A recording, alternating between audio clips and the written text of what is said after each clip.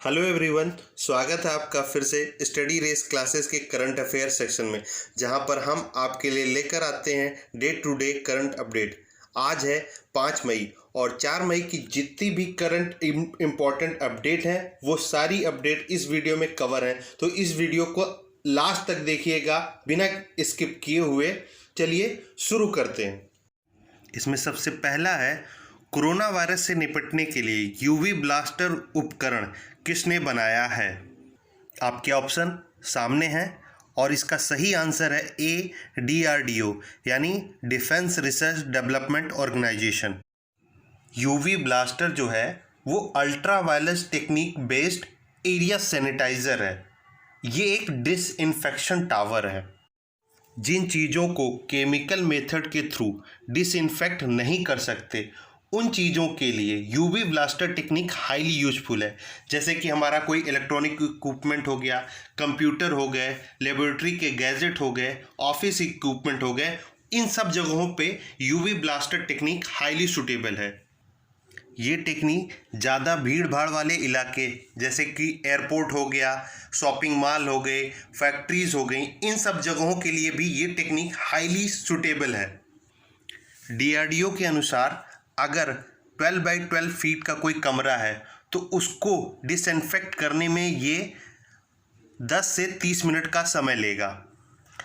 अब यहाँ पे बात DRDO की हुई है तो DRDO के बारे में कुछ इम्पॉर्टेंट पॉइंट मैं बताना चाहूँगा, जो कि वो ये हैं। इसका जो हेडक्वार्टर है वो नई दिल्ली में है। इसके जो चेयरमैन है उनका नाम डॉक्टर जी सतीश रेड्डी, नाम याद रखिएगा, डॉक्टर जी सतीश रेड्डी। DRDO का चेयरमैन ही डिफेंस मिनिस्टर का साइंटिफिक एडवाइज़र होता है। ये बात भी नाम याद रखिएगा, मतलब दो चीज़ों की सेम नेम हो सकते हैं। Scientific adviser to defence minister और DRDO चेयरमैन दोनों लोग सेम हैं, डॉक्टर जी सतीश रेड्डी। और हमारे डिफेंस मिनिस्टर हैं राजनाथ सिंह। DRDO का जो मोटो है बलस्य मूलम विज्ञानम, यानी strength origin is in science, और DRDO की फाउंडेशन हुई थी 1958 में। नेक्स्ट है हमारा, द सरस कलेक्शन योजना की शुरुआत किस मंत्रालय ने की है? आपके ऑप्शन आपके सामने हैं और इसका सही आंसर है सी, केंद्रीय ग्रामीण विकास और पंचायती राज। 4 मई को ही नरेंद्र सिंह तोमर, जो कि केंद्रीय ग्रामीण विकास और पंचायती राज मंत्री हैं, ऑनलाइन बिक्री के पोर्टल यानी जेम पर सरस कलेक्शन योजना की शुरुआत की है। अब इस कलेक्शन में है क्या एक्चुअली? तो ये कलेक्शन स्व सहायता समूहों द्वारा जितनी भी चीज़ें तैयार की गई हैं उनको इसमें रखा गया है। इसका उद्देश्य जो हमारे ग्रामीण क्षेत्रों के स्व सहायता समूह यानी सेल्फ हेल्प ग्रुप को केंद्र और राज्य सरकारों के खरीदारों के साथ सीधा सीधा जोड़ दिया जाए। अगर हमारे सेल्फ हेल्प ग्रुप सीधे सरकारी खरीदारों के साथ जुड़ते हैं तो वो बिचौलिए के साथ उन्हें किसी तरह की कोई लेन देन या वो नहीं करनी पड़ेगी। तो इससे जो होगा उनको उनकी चीज़ों की अच्छी वैल्यू मिलेगी और स्थानीय स्तर पर रोजगार के भी अवसर बढ़ेंगे। यह योजना ई बाजार और दीनदयाल अंत्योदय योजना राष्ट्रीय ग्रामीण आजीविका मिशन की एक अनूठी पहल है। नेक्स्ट आता है हमारा, हाल ही में 4 मई को कौन सा दिवस मनाया गया है? आपके ऑप्शन आपके सामने हैं और इसका सही आंसर है अंतर्राष्ट्रीय अग्निशामक दिवस यानी इंटरनेशनल फायर फाइटर डे। इस दिवस को 4 मई को मनाए जाने के पीछे का कारण ये है कि 1999 में ऑस्ट्रेलिया में के जंगलों में आग लगी हुई थी, जहाँ पे कई अग्निशामक गाड़ियाँ पहुँची हुई थी। उस आग को बुझाने में कई अग्निशामकों की मौत हो गई। तो उन अग्निशामकों के बलिदान को याद करने के लिए, उनको आभार प्रकट करने के लिए हर साल 4 मई को इंटरनेशनल फायर फाइटर डे यानी अंतर्राष्ट्रीय अग्निशामक दिवस मनाया जाता है। नेक्स्ट है हमारा, किस देश के प्रधानमंत्री ने कोविड-19 महामारी पर वर्चुअल वैश्विक सम्मेलन का शुभारंभ किया है? आपके ऑप्शन आपके सामने हैं और इसका सही आंसर है B, Britain. British prime minister Boris Johnson ने कोविड-19 वर्चुअल महामारी कॉन्फ्रेंस की शुरुआत करी है। इसमें भाग लेने वाले जो देश हैं वो है Canada, France, Germany, Italy, Japan, Norway, Saudi Arabia और ऑर्गेनाइजेशन में यूरोपियन कमीशन भी है। नेक्स्ट है हमारा, हाल ही में शुरू हुए वर्चुअल गुटनिरपेक्ष देशों के शिखर सम्मेलन की अध्यक्षता कौन कर रहा है? गुटनिरपेक्ष देशों का शिखर सम्मेलन, यानी इसे हम बोलते हैं नॉन अलाइनमेंट मूवमेंट। आपके ऑप्शन आपके सामने हैं और इसका सही आंसर है बी, इल्हाम अलीयेव। ये अजरबैजान के प्रेसिडेंट हैं।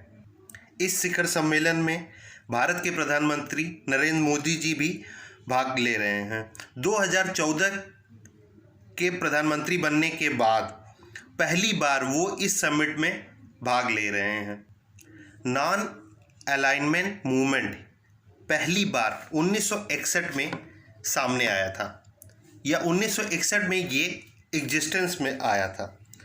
जो ये टर्म है नॉन अलाइनमेंट, इस टर्म को क्वाइन किया था भारत के पहले प्रधानमंत्री पंडित जवाहरलाल नेहरू ने। ये जो नॉन अलाइनमेंट मूवमेंट ग्रुप है ये 120 विकासशील देशों का समूह है। ये सारे देश एशिया, अफ्रीका और लैटिन अमेरिका के हैं। ये दुनिया का सबसे बड़ा फोरम है आफ्टर यूनाइटेड नेशन। इंडिया इसका फाउंडिंग मेंबर है। ये सारे इंपॉर्टेंट पॉइंट नाम से रिलेटेड थे, आप इनको याद रखिएगा। नेक्स्ट है हमारा, पेट्रोल और डीजल पर कोविड-19 कर लगाने वाला भारत का पहला राज्य कौन है? आपके ऑप्शन आपके सामने हैं और इसका सही आंसर है नागालैंड। हाल ही में नागालैंड ने कोविड-19 सेस पेट्रोल और डीजल पर लगाया है। अब नागालैंड के बारे में कुछ इंपॉर्टेंट पॉइंट। नागालैंड के चीफ मिनिस्टर जो हैं उनका नाम है नीफ्यू रियो। गवर्नर हैं रविंद्र नारायण रवि। नागालैंड की कैपिटल है कोहिमा। नागालैंड म्यांमार, अरुणाचल प्रदेश, असम और मणिपुर के साथ अपनी सीमा शेयर करता है। नेक्स्ट आता है हमारा, कवि और लेखक के.एस. निसार अहमद किस भाषा से संबंधित हैं? आपके ऑप्शन आपके सामने हैं और इसका सही आंसर है कन्नड़। के.एस. निसार अहमद कन्नड़ भाषा के प्रख्यात कवि और लेखक थे जिनका हाल ही में निधन हो गया है। वे पद्मश्री और साहित्य अकादमी अवार्ड जैसे सम्मान से सम्मानित थे।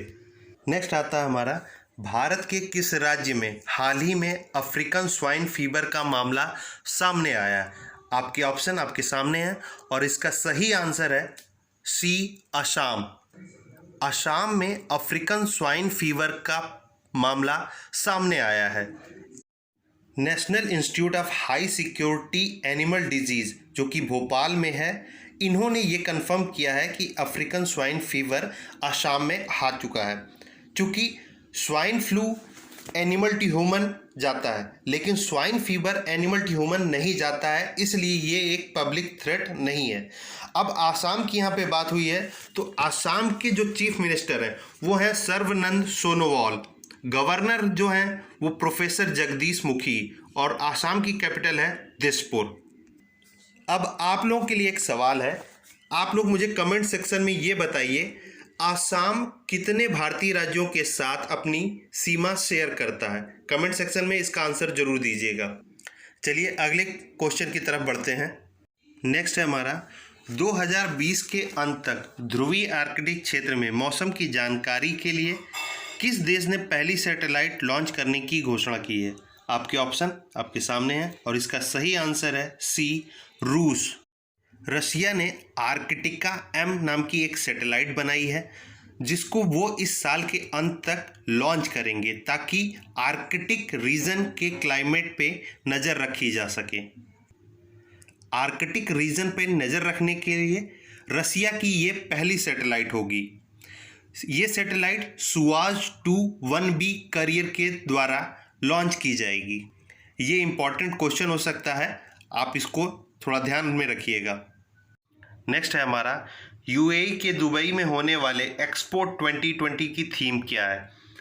और इसका सही आंसर है A, connecting mind creating the future. Expo 2020, इसका नाम तो एक्सपो 2020 है, लेकिन अब ये 2020 में नहीं हो पाएगा। इस एक्सपो के होने की जो नई डेट आई है वो है 1 अक्टूबर 2021 से लेकर 31 मार्च 2022 तक।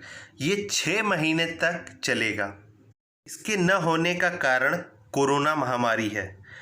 ये मिडिल ईस्ट, अफ्रीका और साउथ एशिया जैसे रीजन में इस तरह का पहली बार ये एक्सपो हो रहा है। इस एक्सपो में कुल 192 देश आमंत्रित हैं। ये अपने आप में एक विशालकाय आयोजन है। ये भी एक इम्पॉर्टेंट क्वेश्चन हो सकता है, तो आप इसको भी याद रखिएगा कि एक्सपो 2020। आज के लिए इस वीडियो में बस इतना ही। अगर हमारी वीडियो आपको पसंद आती है तो इसे लाइक करिए, अपने दोस्तों के साथ शेयर करिए। अगर चैनल पे नए हैं तो इसे सब्सक्राइब करिए ताकि इस तरह की इम्पोर्टेंट अपडेट आपको लगातार मिलती रहे। Thank you.